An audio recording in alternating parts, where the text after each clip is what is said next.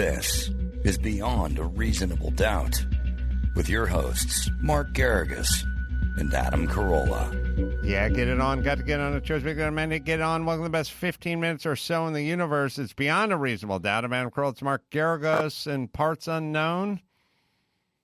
Salt Lake City, Utah here.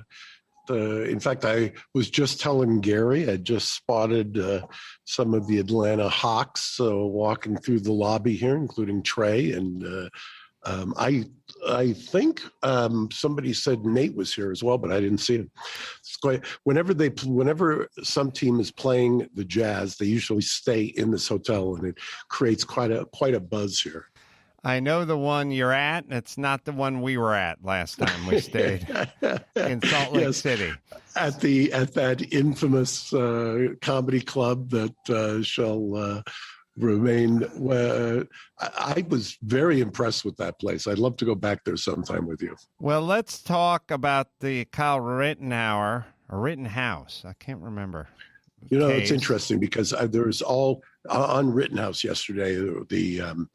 There was all kinds of chatter on the internet about the fact that the defense lawyer got one of the survivors to concede that he had a gun and that he had pulled the gun, and he was not shot until he had pulled the gun. Rittenhouse did not shoot him until then. And people were screaming about directed verdicts, the case is over, blah, blah, blah. And let me tell you something. And I think so far we've seen this afternoon, late breaking news, the only thing that was dismissed was the curfew citation charge, period. And so they're moving forward, and no, they do not. This is not like a civil case. It's beyond a reasonable doubt. And it still is going to depend on what the jury instructions end up saying. You do have the ability to challenge the prosecution's case at the end of their case and have a judge make a decision, but most judges will not do that. Most judges will wait, either act as a 13th juror or wait and see what the jury does. There's no reason to be controversial if you're a judge and you've got a jury sitting there. Let them do the dirty work, so to speak.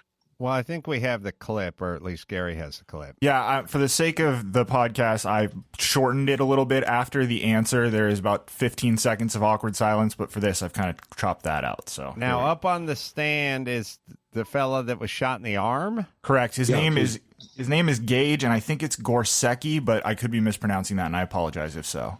And we have the prosecution doing the... No, I think this is the defense lawyer. Oh, correct. This is the defense. I think as a preview, take a look at the end of this at the prosecutor on at the prosecution's table. He was the witness for the prosecution, though, right? Correct. All right, here we go. During cross. With your arms up in the air, he never fired, right?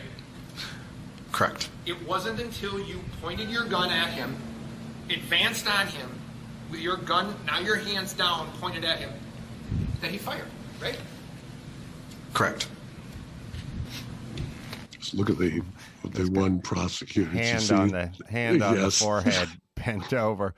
Well, here's. Let me ask you I this. wanted your reaction. Yes. Well, there's been a bunch of folks brought up by the prosecution that have basically turned into great defense witnesses. This isn't the first one, so this case isn't going well.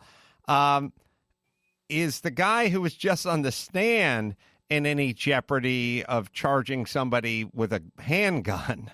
I mean, arguably, yes, but I don't know because I'm not watching minute by minute. I mean, if they call him to the stand in some jurisdictions, that itself will confer a testimonial privilege of some kind. But I presume that they gave him some kind of immunity to get him up there, and or if he's got a lawyer, that the lawyer asked for immunity. What do you think? When is this case going to be wrapped up? I would surmise Friday or next Monday or Tuesday. I believe Thursday is a holiday in almost all jurisdictions. So I would imagine that they probably, if they wrap up evidence this week, that they would do closings next week. Although that, who knows? We'll see. It's an interesting. It's been an interesting trial because it's truly the case is going to be, if they give the instructions that normally do in these kinds of cases, you can have a self-defense based on the intent of somebody, the intent of Kyle Rittenhouse in this case, and that can be, you can infer his intent from the circumstantial evidence. If he takes the stand, Kyle Rittenhouse takes the stand, this case is definitely going into next week because the prosecution's never going to let him get on and get off without a thorough schooling, so to speak. At this point, would you put Rittenhouse up? Seems like you're rolling the dice unnecessarily. Yeah, I think depending on how you like your jury, if you're the defense, you really would potentially be snatching defeat from the jaws of victory. It's the toughest decision as a trial lawyer, criminal defense lawyer, is do you put him on in a case where you've been able to, what I always say is kind of hijack the government witnesses and turn them into defense witnesses. And that they certainly have done that in this case.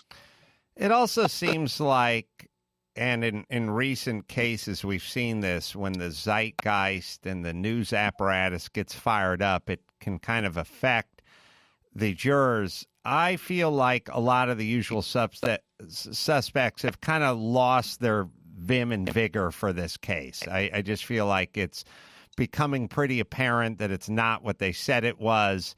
And maybe I'm wrong, but I just feel like the usual folks that are sort of chomping at the bit for conviction, I feel like they've moved on a little bit here. Maybe they've been defeated. I don't know. I watched I don't want to slam anybody unnecessarily, but I watched one of the network news reports earlier this morning, and the difference between what they showed in their report and how they characterized the report and what you could see when you watch, a larger version of a YouTube snippet, even though that was still a snippet, was astonishing to me. I mean, they just glossed over quite a bit of what the defense did, but that is not unusual in this day and age. I mean, for the last 30 years, I've been saying the press generally has, I think, doesn't do a good enough job explaining what's going on in a courtroom and also explaining what actually happens in trials. Well, shifting gears a little bit, I didn't talk to Gary about this in our show prep meeting, but there's kind of breaking news. James O'Keefe from Project Veritas, who was on my podcast or on this podcast? He was on this podcast. And he may have come on to my podcast as well. I can't recall. They all blend together.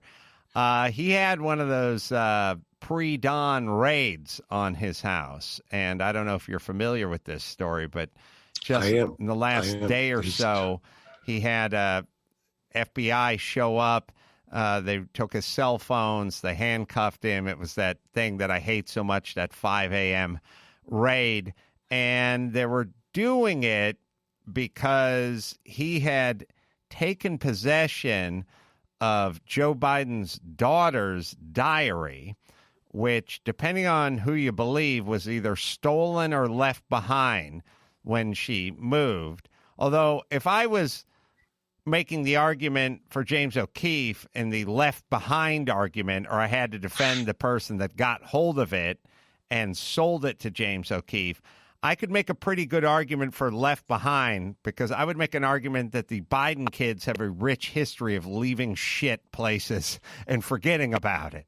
Now, I don't know if that holds up in court or not, but I would definitely say it might be in their DNA.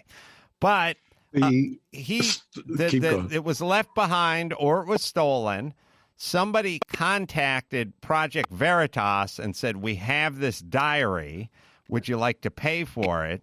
According to James O'Keefe and his attorney, they did pay for it. They then couldn't really verify it, and a year after paying for it, turned it in to law enforcement, or I'm sorry, some period after paying for it, turned it into law enforcement, and then a year after they turned it in, the FBI raided his residence and took his phones, which he claims has a lot of other important contacts on there, handcuffed him, and so forth.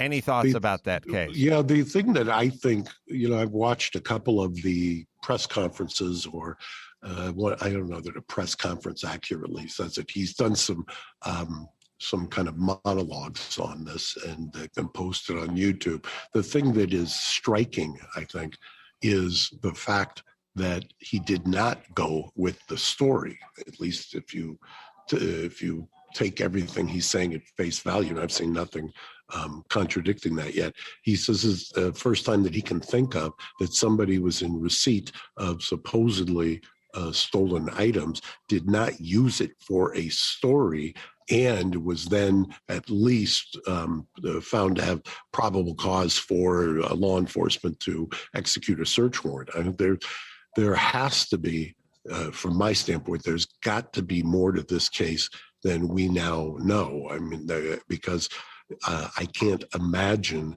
that law enforcement would go in without having some other hook. Just the fact that they're in possession of this item, or are believed to be in possession of this item without more, would I think run smack dab into the violation of the DOJ guidelines, which were just recently kind of emboldened, if you will, by Merrick Garland. Yeah, I remember think that other story it's not that old. It's a month or 2 months ago about reporters and subpoenaing records and things of that nature. Yeah, I think the problem is the DOJ has sort of been weaponized over the last few years, and people are wondering if this is more DOJ weaponization, or, like you say, you can't imagine this story because Merrick Garland would have had to sign off on it. You can't imagine a story where he signs off on this pre-dawn raid minus something we're unaware of. Correct. I mean, if you put it in context of that, this has been front and center since he's been the Attorney General, the relationship between DOJ and reporters, and he has reaffirmed, or has kind of invigorated, I guess is a better word, reinvigorated a DOJ policy along those lines, which, by the way, whether you're on the left or right, you can make arguments that stuff had happened during the Obama administration, stuff had happened way back when during Janet Reno's administration. You could make the argument it happened during the Trump administration. So I don't care which side of the aisle you're on. This is something that's oftentimes a problem at one point in every administration. So he had addressed that earlier. Then to do this, I just, my gut reaction is there has to be something that we don't know of. We should probably have James come back on and let me question him a little bit about it, because he's out there seemingly doing the circuit. Well, he's out there saying he had the diary and he didn't release the diary or publish the diary. That's pretty verifiable. I mean, correct. He also said the reason, if I remember correctly, was that they could not authenticate it. Right. And I believe he had an interaction with Miss Biden's lawyer, and then there was a kind of a changing story, not by him, but by the reporting, as to whether he had given it back or returned it to the lawyer for the Bidens, or whether he turned it into law enforcement. That went back and forth. So it'd be interesting to see how that plays out as well. I wonder what's so damning in this diary. I think there are supposed to be excerpts of it that are out on the internet. I haven't looked, but I don't know, other than, personal embarrassing stuff, and maybe that's the extent of it, what is so damning or so important in this diary. But give us a scenario where Merrick Garland would have signed this search warrant. I think Gary's got a couple of snippets. I googled it. I googled it in and hit up the images, and it says there's highlighted sections here: hypersexualized at a young age, showers with my dad. Yeah, other weird, creepy stuff. Did he sniff her hair? I'll read on, please. Yeah. So give us a couple of motivating factors for Merrick Garland to sign off on this pre-dawn raid? If somebody had threatened, or if there was in the construct of some kind of an extortionate act, I can see them signing off on it. If it had not been published, and the reason it hadn't been published is because they were doing some kind of a dance to authenticate it before they returned it in trade for something, I can see that being a prosecutorial theory. I'm not saying I buy into it or anything else. I'm just telling you I can see that as a theory. Been there, done that. Well, James O'Keefe, his attorney was no Mark Garagos. He was like wringing his hands. He had a bad haircut. He kept like jumping in and then popping back and jumping in. I always think of you. No one better in the business at that. And I was thinking James should have gotten Mark Garagos in on this one. But it'll be interesting. And now O'Keefe is doing a couple of battles. I think he's doing a battle with I don't know, the New York Times or correct. He got past. He told us that on the Reasonable Doubt episode that he had survived. I assumed it was a 12B6 or a motion to dismiss, and that he was in the discovery phase, and that he looked forward to that. It was a kind of an interesting, and I assume he's going to at some point try to connect the dots there as well. Well, it'll be interesting to see how this one pans out. There's also. Look, we're living in a new world order.